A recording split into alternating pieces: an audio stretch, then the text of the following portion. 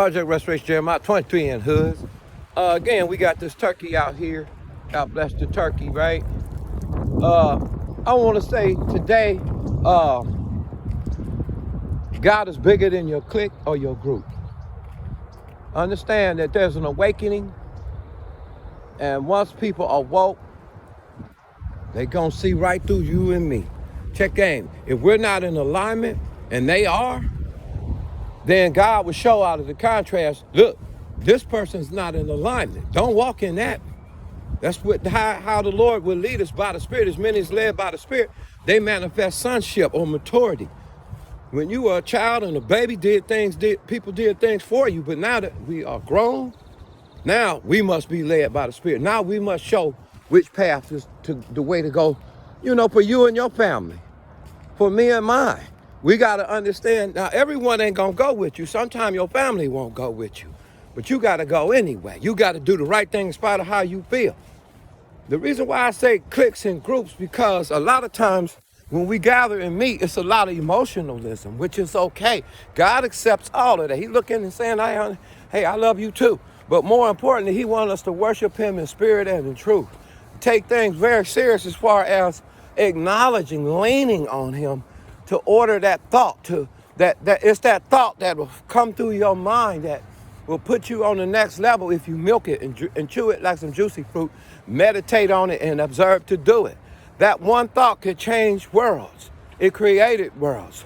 That one thought, you say it created. If it's a thought from God, you tapping into the same source that created worlds. And therefore, it is our responsibility, through the law of responsibility, to open up our hearts and say, God, I understand what you're saying to me now. It could be in correction. You might have done some time. You might have had a bad relationship.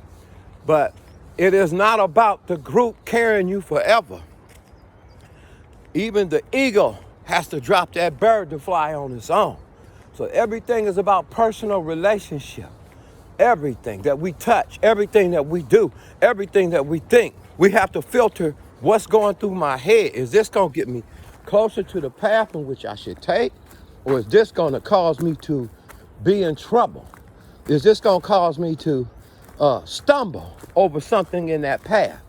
And so you want the Lord to order your steps in the pathway that he sees fit for you, because God knows.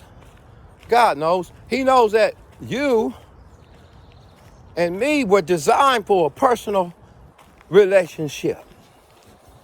Your group is only pointing you. Many of you and many of us have depended so heavily on religion and places and locations that we never connected because we were lazy and slothful. We did not want someone, we didn't want to go in for ourselves.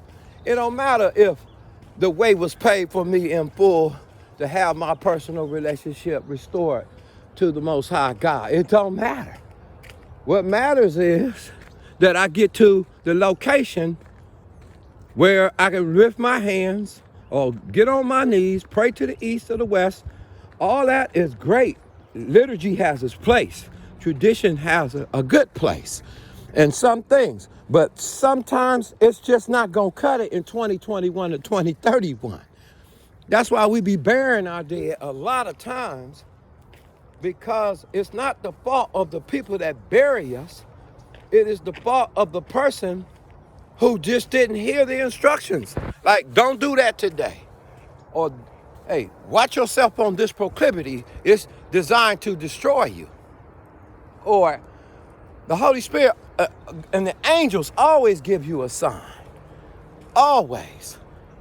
And let me say this. You can't praise your way out of that. You can't dance or sing to the Lord your way out of that. That's something that's personal. You'll get that intuition, that deep gut feeling. That be the Lord, because he loves us. And he will not allow us to get trapped in a trap without warning us about that the trap is there. And then we get ensnared like a bird caught in a trap, or a deer. Can't move our legs, can't walk, stranded. And then he try to starve you out and separate you and put you to sleep prematurely.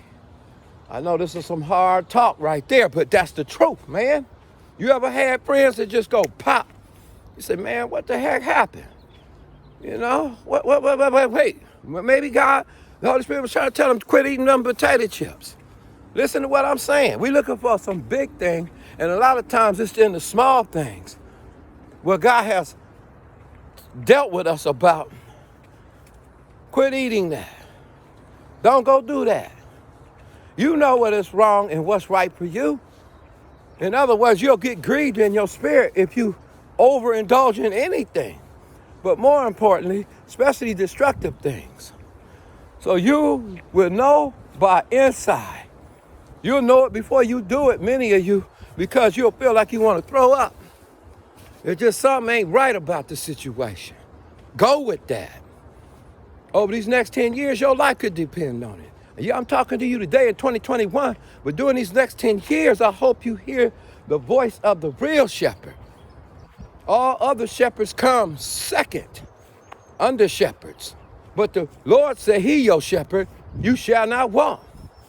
You know, church should be, as far as church is concerned, a fellowship around the victories of you hearing God during the week.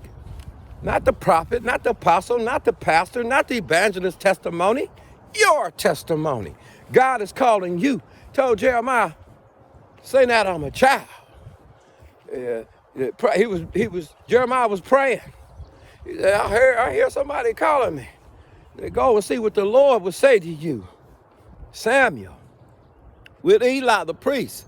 It was a time for the priest, right? And he praying, he hears the call. He goes back to the priest and say, hey man, I hear a voice. I hear somebody. He said, the Lord's calling you. Now, he wasn't talking to Eli. Eli messed around and lost the glory of God. When he fell backwards, when the glory of the Ark of the Covenant was taken, he broke his neck and lost his children and everything else because he didn't correct them with their greed and their covetousness. That was their sins. But we don't want to participate in the forefathers' sins.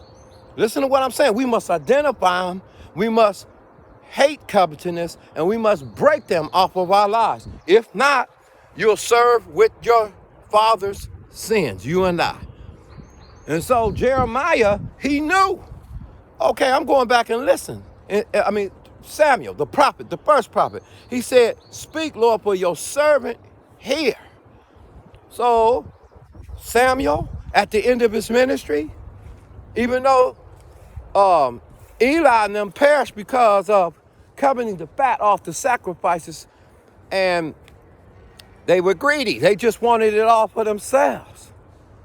And now it was time for him to engage at a very early age. So don't say what you see at church and different mosques and stuff. When you see a leader, he's only pointing you to the one, the Most High God. Don't make an idol out of the person that's the messenger. You know, God will use them, but you don't lean and trust and everything